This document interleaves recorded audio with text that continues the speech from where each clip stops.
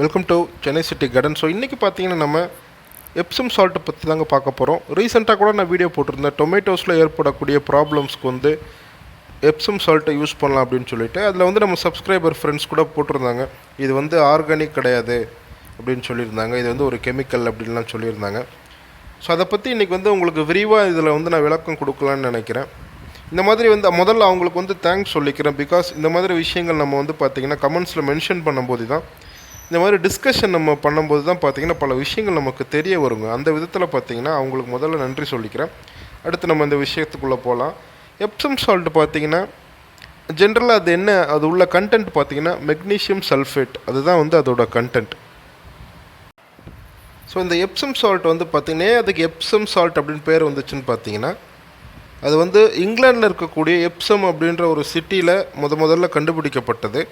அதனால தான் பார்த்திங்கன்னா அதுக்கு எப்சம் சால்ட்டுன்னு பேர் வந்துச்சுங்க. ஸோ அதுக்கு அடுத்த விஷயம் என்ன, இது வந்து ஆர்கானிக்கா இன்ஆர்கானிக்கா அப்படின்றது பார்த்திங்கன்னா, முதல்ல இது வந்து பார்த்திங்கன்னா ஒரு நேச்சுரலி அக்கரிங் மினரல். அந்த இடத்துல வந்து பார்த்திங்கன்னா நேச்சுரலாக அக்கரான ஒரு விஷயந்தான் இந்த மெக்னீஷியம் சல்ஃபேட்டுன்றது. அங்கேருந்து பார்த்திங்கன்னா இதை எடுத்து பயன்படுத்த ஆரம்பித்தாங்க. அதுக்கப்புறம் பல இடங்களில் கண்டுபிடிக்கப்பட்டது. இதை வந்து கெமிக்கலாகவும் ப்ரொடியூஸ் பண்ணுறாங்கங்க. அதுதான் வந்து பார்த்திங்கன்னா ப்ராப்பராக இன்ஆர்கானிக் அப்படின்னு நம்ம சொல்ல முடியும். இது வந்து பார்த்திங்கன்னா ஒரு நேச்சுரலி அக்கரிங் மினரல். அதை வந்து நான் திரும்ப சொல்ல விரும்புகிறேன். அப்போ தான் வந்து பார்த்திங்கன்னா இதை பற்றின ஒரு டவுட் வந்து நமக்கு கிளியர் ஆகும். இது நீங்கள் பல கார்டனர்ஸ்கிட்ட நீங்கள் கேட்டிங்கன்னா அவங்க சொல்லுவாங்க, இது எல்லோரும் பயன்படுத்துகிறாங்க. நீங்கள் ஜென்ரலாக ஒரு கார்டன் ஷாப்புக்கு போங்க. இப்போ ஃபார் எக்ஸாம்பிள் சென்னையில் எவ்வளோ ஷாப்ஸ் இருக்குது, நீங்கள் அங்கே போகலாம். கார்டனிங் ஷாப்ஸுக்கு போய் பாருங்கள், அவங்க எல்லா விதமான ஆர்கானிக் பொருளும் வச்சுருப்பாங்க. பட் கூடவே எப்சம் சால்ட்டு விற்க தான் செய்கிறாங்க. நீங்கள் வேணால் அங்கே கேட்டு பாருங்கள், ஏன் வந்து எப்சம் சால்ட்டு விற்கிறீங்க அப்படின்னு சொல்லி நீங்கள் கேட்கலாம். அவங்க வந்து உங்களுக்கு ஒரு விளக்கம் கண்டிப்பாக கொடுப்பாங்க. ஏன்னா அங்கே எல்லா விதமான ஆர்கானிக் பொருள் மட்டும்தான் விற்பாங்க கார்டனிங் ஷாப்ஸில். ஜென்ரலாகவே நீங்கள் பஞ்சகாவியாலேருந்து நீம் ஆயிலேருந்து பல விதமான பயோ ஃபர்டிலைசர்லேருந்து எல்லாமே பார்த்தீங்கன்னா ஆர்கானிக்காக இருக்கும். எப்சம் சால்ட்டும் அங்கே விற்பாங்க. நீங்கள் வேணால் அங்கே கேட்கலாம். உங்களுக்கு அங்கே உங்களுக்கு வந்து ஒரு டவுட்டுக்கு கிளியரன்ஸும் கிடைக்க வாய்ப்பு இருக்குது. ஸோ அதே போல் இந்த எப்சம் சால்ட்டை நம்ம ரெகுலராக யூஸ் பண்ணணுன்னு அவசியம் கிடையாதுங்க. மெக்னீஷியம் டிஃபிஷியன்சி இருக்கும்போது நம்ம யூஸ் பண்ணுறது தான் பார்த்திங்கன்னா சரியான விஷயமா இருக்கும். அடிக்கடி இதை பயன்படுத்தணுன்னு அவசியம் கிடையாது. நான் இன்னொரு விஷயம் சொல்கிறேன், தாராளமாக இதை காய்கறி செடிகளில் பயன்படுத்தலாம். அதே போல் இதோட இன்னொரு ஃபேக்டர்னு பார்த்திங்கன்னா இதில் என்பிகே வந்து 000ங்க. ஸோ அதை முதல்ல நம்ம தெரிஞ்சுக்கணும். இதில் வந்து நைட்ரஜனோ ஃபாஸ்பரஸ் பொட்டாசியம் எதுவுமே கிடையாது. இதில் இருக்கக்கூடியது one and only magnesium sulphate. இது ரெண்டு தான் இருக்குது, மெக்னீஷியம் அண்ட் சல்ஃபர், இது ரெண்டு தான் இருக்குது. ஸோ அதனால் பார்த்திங்கன்னா நேச்சுரலாக இது வந்து ஒரு மைக்ரோ நியூட்ரியன்ட். இது மெக்னீஷியம் அண்ட் சல்ஃபர்ன்றது மைக்ரோ நியூட்ரியன்ஸ், ஒரு சின்ன அளவில் இருக்கக்கூடிய சத்துக்கள் தான் அது. இது வந்து பார்த்திங்கன்னா செடிகளுக்கு ஏன் இவ்வளோ முக்கியம் அப்படின்றத நான் சொல்ல விரும்புகிறேங்க. முக்கியமாக வந்து பார்த்திங்கன்னா செடி பச்சையாக இருக்கிறதுக்கு, ஃபார் எக்ஸாம்பிள் குளோரோஃபில் எல்லாருக்குமே தெரியும், குளோரோஃபில் பிக்மெண்ட் அப்படின்றது. இந்த பச்சையம்ன்றது பார்த்திங்கன்னா ரொம்ப முக்கியமானதுங்க செடிகளுக்கு. ஃபோட்டோசிந்தசிஸ் நடக்கும்போது பார்த்திங்கன்னா இந்த பச்சையமானது ரொம்ப முக்கியம். அப்போ தான் வந்து பார்த்திங்கன்னா இந்த ஃபோட்டோசிந்தசிஸ் ஆனது முழுமையடையும். ஸோ இந்த பச்சையம், அந்த குளோரோஃபில் ஆனது உருவாகிறதுக்கு அதில் இருக்கக்கூடிய மெக்னீஷியம் அயான்ஸ் வந்து ரொம்ப முக்கியங்க. அது இருந்தால் தான் இந்த குளோரோஃபில் ஆனது முழுமையாக உருவாகும்.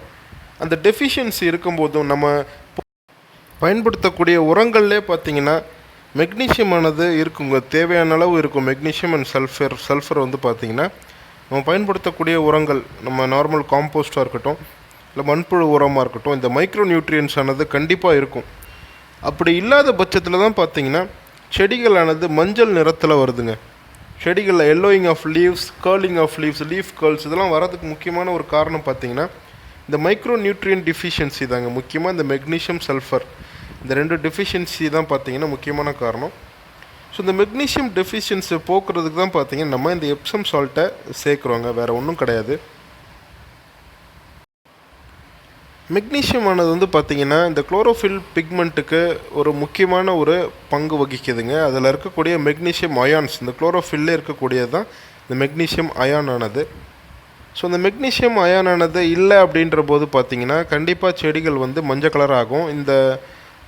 இந்த டெஃபிஷியன்சிக்கு பேர் தான் பார்த்திங்கன்னா குளோரோசிஸ் அப்படின்னு சொல்கிறாங்க. இந்த மஞ்சள் ஆகுது இல்லையா, இந்த குளோரோஃபில்லில் மெக்னீஷியம் அயன் குறைபாடுனால தான் பார்த்திங்கன்னா இந்த மஞ்சள் ஆகுது இல்லையா, இதுக்கு பேர் வந்து குளோரோசிஸ் அப்படின்னு சொல்கிறாங்க. இதை போக்குறதுக்கு பார்த்திங்கன்னா நம்ம இந்த மெக்னீஷியம் சல்ஃபேட்டை பயன்படுத்த வேண்டிய அவசியம் இருக்குங்க.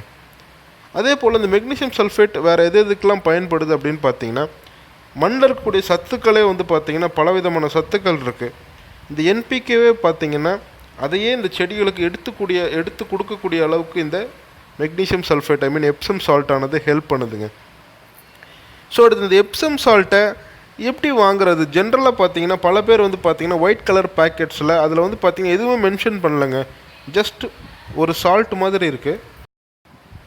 அந்த சால்ட் பார்த்தீங்கன்னா அதில் வந்து எந்த இதுவுமே மென்ஷன் பண்ணலைங்க. அது என்ன, எங்கே மேனுஃபேக்சர் பண்ணது, எதுவுமே போடலை. அப்படிப்பட்டதை வந்து நம்ம நம்பி வாங்க முடியாதுங்க. அது கெமிக்கலாக, எப்படி நேச்சுரலாக ஆர்கானிக்காக இருக்கக்கூடிய அந்த மினரலாக நமக்கு எதுவுமே தெரியாது. அது அப்படிப்பட்ட நீங்கள் எப்சம் சால்ட்னு சொல்லக்கூடியதை வாங்காதீங்க. ப்ராப்பராக பேக் பண்ணப்பட்டு அதில் மென்ஷன் பண்ணியிருப்பாங்க, இது வந்து சேஃப் ஃபார் ஆர்கானிக் கார்டனிங் அப்படின்னு சொல்லிட்டு மென்ஷன் பண்ணியிருப்பாங்க. அப்படிப்பட்ட ஒரு பொருளை நீங்கள் வாங்குங்க.